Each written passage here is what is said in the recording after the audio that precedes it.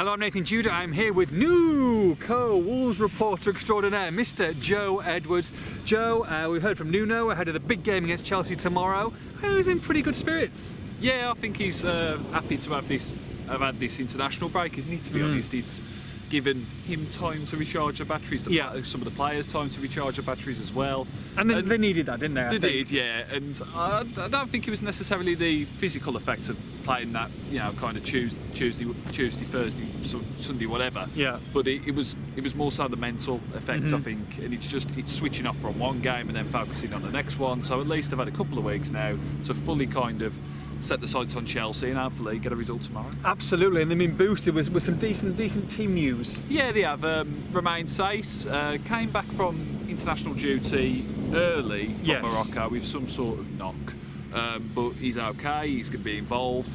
And Matt Doherty as well, he's had a small personal operation. Yeah, not to be disclosed by the club, but he's alright as well, so he could play some sort of part. It'd be a surprise to see him start, but he could be involved. Yeah, no, there was some confusion, I think, with what Nuno said after Everton, that it might have been a knee operation. It wasn't a knee operation, was it? This is a small operation that's taken place. He seems to be ready to go, and like you say, that's great to have him back, because, okay, he hasn't been the Matt Doherty we know and love so far this season, but if he can get to the same levels as last year, goodness me, that's another player. Exactly, and, Matt Doherty, we were looking at him, and you rate him as in this market, 30-40 million pound player, easy, I think. I mean, decent pay packet for you now.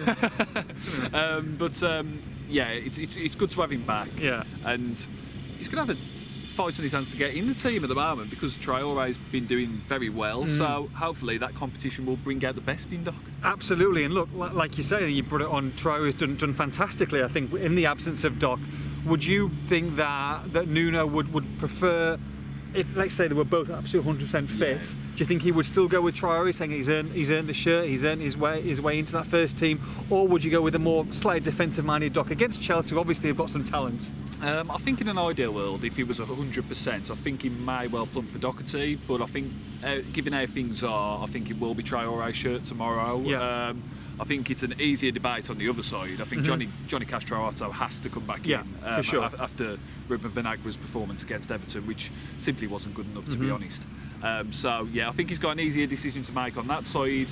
And then, of course, he's got a bit of a conundrum in terms of centre-half as well, with Bolly suspended. Yeah, so Jesus Vallejo got corrected by Nuno. You can't call him Jesus, apparently, in the press conference. Yeah, I called him Jesus Vallejo, which was all sorts of wrong. What? Jesus Vallejo. We'll work on it. Yeah, my Black Country accent is. But look, we comes into it. Obviously, we've seen him this season. Done okay. Done fairly solid. A little bit shaky. Obviously, he's getting to know his teammates, getting to know the system. I guess the other person who would be in that conversation with the absence of Bolly is Romain Saiss. Where do you think he'll go? Because he has gone Saiss before, hasn't he? Saiss hasn't necessarily played that much in defence for Wolves, but he's played on the left side of the back three for Morocco quite successfully in recent years. And Vallejo, interestingly, says he prefers to play on the right side of a three, but has played on the left of a three in the past. Yeah. So it's kind of a toss-up, really. In terms of who you go for, at the experience edge, you'd go for Saiss, but Vallejo's coming in from Real Madrid. He's now stranger to these big pressure situations. So if you're going to chuck him in and show faith in him, I think now's the time to do it. And Nuno talked about Vallejo, didn't he? Vallejo. We'll get it right once, probably in a couple of weeks' time. But he did talk about him and said that he needed to go. He couldn't go Thursday, Sunday straight away. He needed to integrate into this team and get his fitness back up. And he seemed to suggest that was there now. So you think maybe if you were going to give the nod to one person, it might be him? Yeah, and especially with the situation that Saiss finds himself in. Yes, he's available to play. He's over this knock apparently, but you do wonder if he is, the Romain Saiss that is 100% and playing out of position in a sense, Wolves-wise. So it's true. So for Vallejo, I'd probably just lean towards him, but really, I probably... You wouldn't be surprised at 2 o'clock if you see that team sheet come out. Exactly. And it's a 50-50 split, I'd probably say, yeah. Yeah, and Chelsea as well. I mean, they've got one huge blow really for their side, and good news for Wolves. Yeah, and N'Golo Kante missing for them, and that is big news really. Their talisman in midfield. So they're going to be relying on somebody else to be the driving force for them. Of course, they've got Tammy Abraham, the man who very, very nearly joined Wolves until turning them down to stay at Villa last January. He's been banging in the goals, 4 in 4. Mason Mount, another young player, really hit the ground running this season. So they seem to be the ones to watch. It's not going to be easy. No. And, you know, Chelsea are under a transition period, it seems, now under Frank Lampard, new manager, some new players. But you look at the team that Wolves beat 2-1 last December. It had Kepa in goal. It had Rudiger and Christensen as the centre halves, as Piliqueta and Alonso as the full-backs. And there's a very good chance that's going to be the same back four and keeper tomorrow. So I think Wolves, you know, should be going into this. You've got a spider. Got a spider on you.